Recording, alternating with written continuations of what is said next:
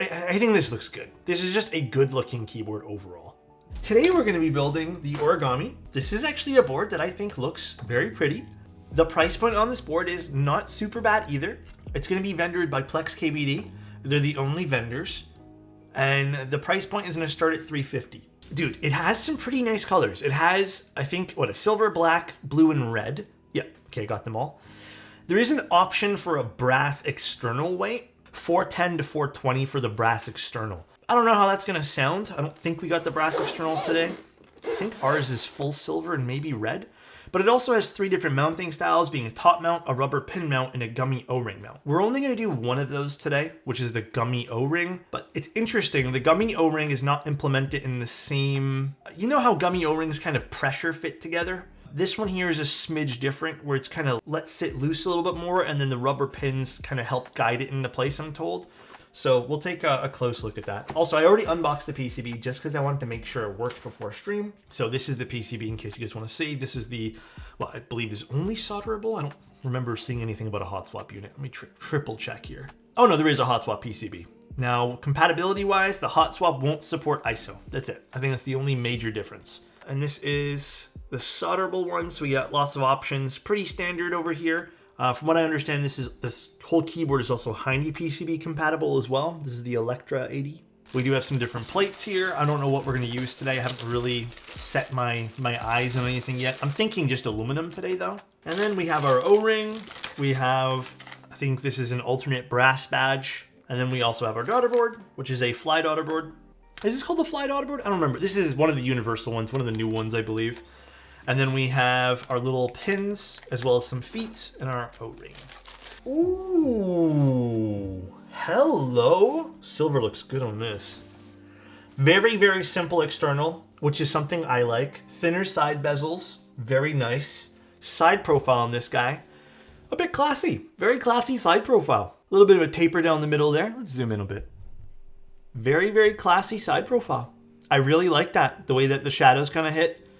It's angled at the back, both out and in. This is cool. And then you got the Origami. This looks nice. I know this is an aluminum exterior weight, but this does have the brass internal weight. So starting at $350, not too shabby considering you're getting a brass internal weight for this. And this is a smaller run of things. It looks nice. This does look really good. I really like what they did here with this.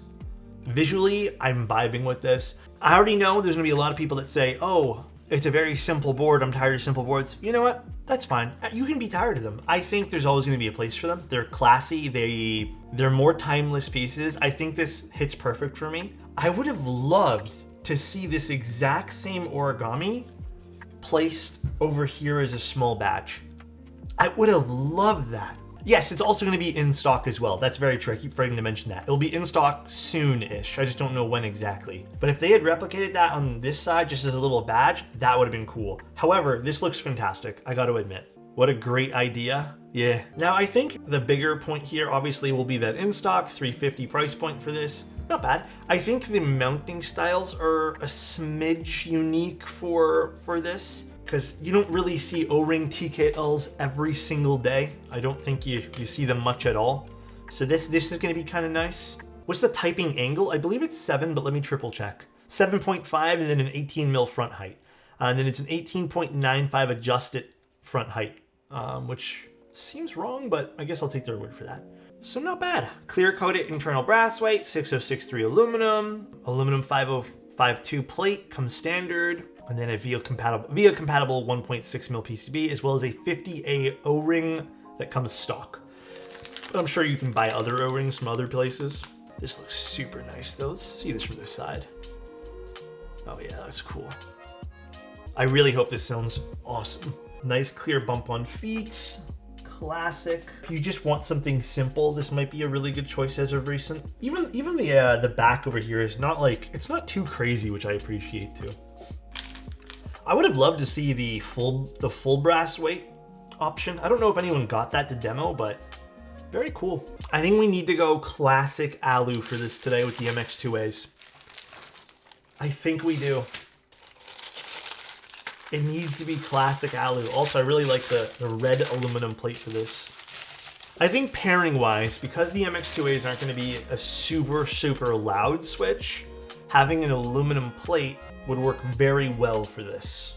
If people are wondering what this is over here, this is primarily used to lower the front height a little bit and keep the PCB in the same spot. That way all the pins of the switches will align with the deep insets in here. That's primarily what it's used for. It also, to some degree, helps sound a little bit too. It is a nice feature to have. I like having lower front heights. 18 millimeters for a front height is awesome. I really hope this is like an instant classic. This is it's a very simple looking keyboard. I like it. I do really like this, by the way. This badge is killer. I think it looks fantastic. What a nice looking badge. Inside looks good. Everything looks really good in this. The silver anno everywhere looks flawless. So I guess let's now take this off as well. We can also see how thick this brass weight is. So it's actually a decent sized brass weight on the inside. So this should help mitigate some of that sound profile. It does look like the Origami logo is held on by Phillips screws, which is fine. I doubt you're going to be changing that out very often. And then it looks like the daughter board gets put on. Oh, guess we have to take off this aluminum piece on the back too. So we'll have to take off these screws. All right, so there we go. Here's where the cavity for the daughter board would sit. So let's actually get that in now. Kind of interesting how the badge hangs off slightly. Yeah, it kind of contrasts the rest of the case really nicely too. Like, it's not super symmetrical. It doesn't really sit in the middle of anything. It kind of just overlaps, which is cool.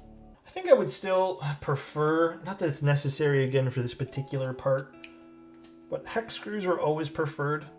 Now, I'm going to tell you this. I really wish, which I might just have to tape it down slightly, that there was a better way to kind of keep this cable in place. But I might have to just tape it down because this is flying everywhere right now. And the last thing I want to do is pinch it. Okay, I think we're good. I got it this time. Not really a big minus or plus for the keyboard. I'm just giving suggestions. I do like how long the daughter board cable is, by the way. Really appreciate that. I think that's really nice. I don't have to sit here and struggle. Very nice. Cool. Now, plus, can you give me, I know we literally talked about it before stream, but you had mentioned that if we're going to do O-ring, that I should use some of these little tadpole things, right? You said to put it in the corners, right? So just top left and top right? No need for anything else? So apparently, because this is a bit more of a, I wouldn't say, I'll use the word unique. It's not like other O-ring builds where it kind of compression fits or it gets pressure fitted with like a two-piece design. This is going to kind of sit apparently a little bit looser, and it's done that way to kind of give it a softer typing feel. All right, so we have the O-ring, we have our two tadpoles. Let's get this seated inside here, and then we can close it up, put some keycaps on, and see how we like it.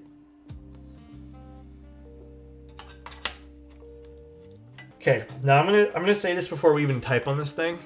O-ring TKLs have been a bit of a sore spot for me, and this is why I decided to go this route. Because most O-ring TKLs that I've used just can't get it right. Even the Cloudline to a certain degree, like I don't think the O-ring was its strongest suit. The only O-ring TKL was the Kaze that I liked, but I think that was even a smidge different. But there's been a few other O-ring TKLs that I just didn't really care for. The red and silver on this, I gotta admit, it looks fancy. It looks luxurious. Even with the red badge. Actually, you know what? The more I look at it, I love the fact that the badge kind of sits in between the weight and the actual case. I think this looks good. This is just a good looking keyboard overall. I'm a big fan of the keycap ID design. Thanks, Bull. Yeah, this looks really good. The badge adds visual depth in a way. Yeah, I think it's just because it's, faceted in a lot of different manners, So it kind of does add some visual differences here. The text I'm indifferent with. I don't mind it because of the typeface, but yeah, I could live without it. I don't need to be told what keyboard it is, but you know how I am with those kind of things. Not the biggest fan. Very cool. let's get Sumi and let's put this on. This is gonna look sweet with Sumi on this. I'm hoping this sounds good. I can already tell this is, I think the sound profile is there. I don't want to jinx it. 18mm front height. It has these feet here, which I really enjoy. The little bubble bump-ons. Looks good. One more little look at the bottom here because I think it looks gorgeous. Ooh, don't jinx it, please. Oh, I'm so sorry. Okay, hold on. Let's go take a look at what this sounds like. We're using MX2A cherries, aluminum plate, O-ring, little HJ test for you guys. The alphas are already sounding good, man.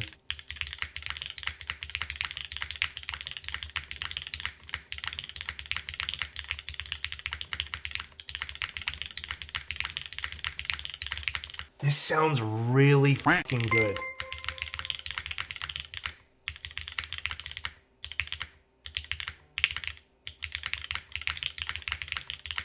What's up, Elkhorn? Now you understand the reason behind the O-ring compression on the board, right? That was a really good call to do what you did with the O-ring here.